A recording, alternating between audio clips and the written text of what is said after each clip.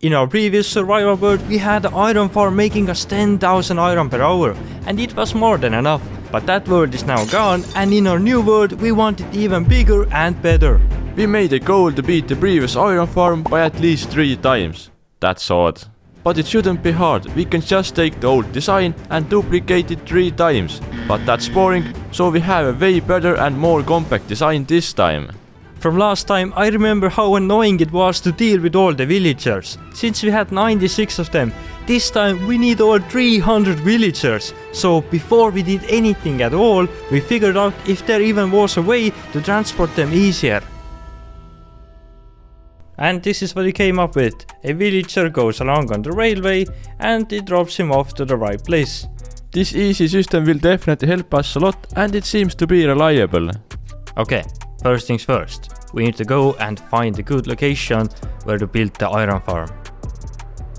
So we just found this new villager outpost that is close by to the ocean, and this is the perfect place to build the iron farm. And why near the villager outpost is that because we need these guys for our iron farm. But now let's write down these coordinates and let's start collecting the blocks. I'm heading to the garden farm because we need a lot of prismarine blocks. These are going to be our main block of the build. But that shouldn't be a problem because look how fast this farm is. I'm also gonna collect some blocks, but right after the segue to our sponsor. Yahaha, a brand new platform where you can create 3D multiplayer experiences and share them with anyone. Using Yahaha, you don't need any coding skills to make your dream games. Simply use the built-in tools and assets which are free to use. Like changing the landscape, adding some items, or even doing more complex buildings. It also includes millions of ready-to-use 3D assets which you can use when building or decorating your 3D experience. And when your game is finished, publish it on the Yahaha app, which is available for both PC and mobile, so everyone can join. If creating your own 3D game or experience sounds interesting, then check out Yahaha with the link down below, and signing up right now will get you free early access to the app. Have fun being creative, and thanks to Yahaha for sponsoring this video. Now back to collecting blocks. And I need to collect the warp fence gates. We have them but just one. To get all the fence gates, I need about 11 stacks of the warp stem. Right now I have been mining for like 5 minutes and already have 4 stacks. So that's easy. What is going on here? Is that like a meetup? Hey. Now I'm gonna head into the huge tree here, which has this huge tree farm on the inside. Just flick this lever, hop into the minecart, and off you go. So much lag with such a little effort.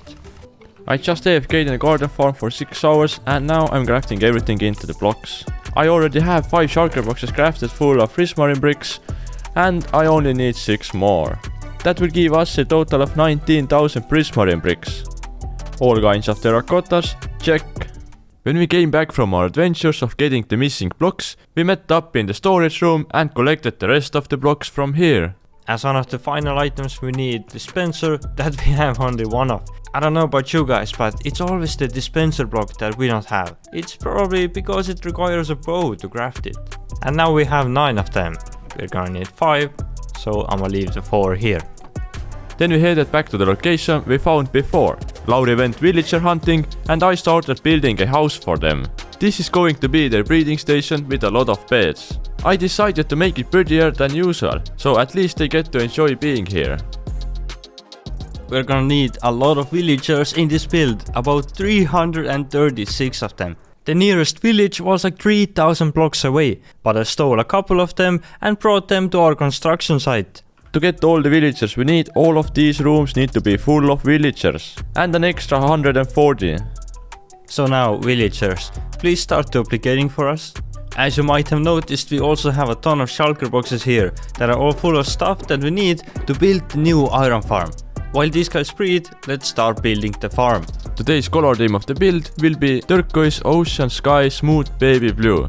It has nothing to do with iron golems, but it just looks nice. After some breeding, as you can see, they give a lot of hearts, but then they give a lot of the broken hearts. That probably means that all of these beds here are full of villagers, so we need to extend this thing bigger. And that's the look that you get at night time. As you can see, there are so many villagers, and yes indeed, all the beds seem to be full. Here I increased it to a total of 432 beds, which is the biggest bed area we have ever built for our villagers. But this crazy iron farm is gonna need it. This huge platform here will be used to kill all the iron golems and transport the items into one place. The killing method is simple. They just accidentally get pushed into the lava here. The design of this amazing iron farm is by Aurigas, so huge shout out to him and his video. The upper part of the farm is where the iron golem spawning magic happens. The plan we are following is to build out everything with dirt roads. These will be used to transport the villagers with the method we showcased at the start. So the iron farm is half done and all the villagers have grown up. Look how many we have them. That's crazy. But let's finish the iron farm first and then let's get in all the villagers. This build is going surprisingly quickly. Right now we are reaching 6 hours since the start and already are building the last quarter of the build. After exactly 8 hours, most of the building part is done. And this is what it looks like right now. So to transport the villagers, we place the water inside their house. And now if I place down a minecart, it should pick up a villager. And then come back here. And now if I flick this lever and push him, he goes up to the board. Then the villager comes up here and to activate the rail drops him off. Each board will have 3 villagers and we have 112 boards here. Our villager transport method ended up working just as planned, which is a huge relief. Although it did happen sometimes that due to a user error, some guys fell off and not off the rooftop of a yacht. Hey, look at that, there are already some iron golems spawning, although the farm isn't even done. And we are on our last villager room over here.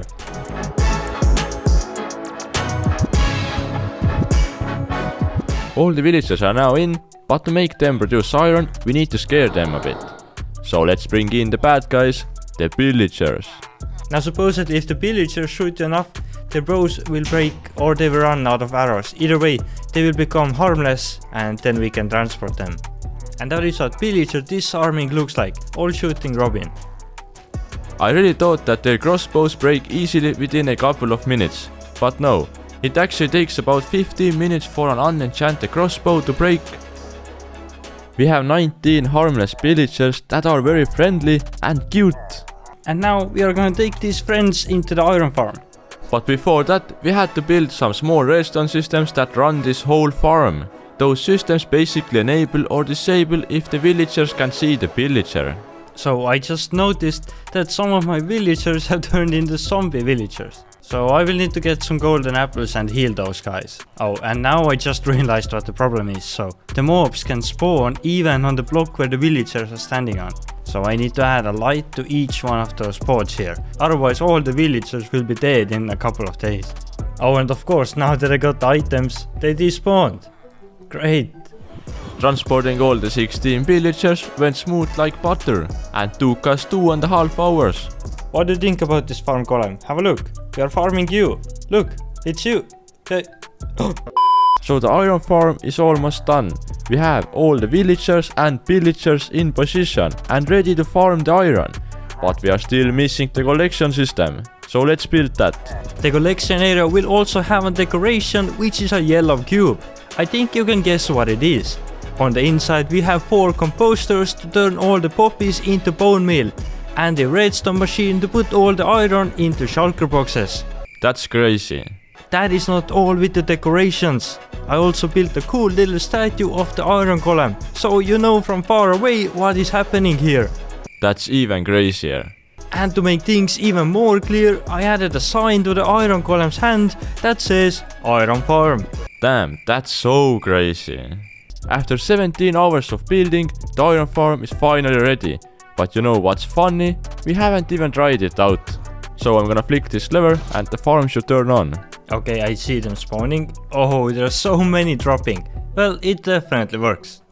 Seeing just how many iron golems spawn at once makes me wonder how much exactly does this monstrosity produce? Well, the crazy answer is 9,000 poppies and 36,000 iron ingots per hour.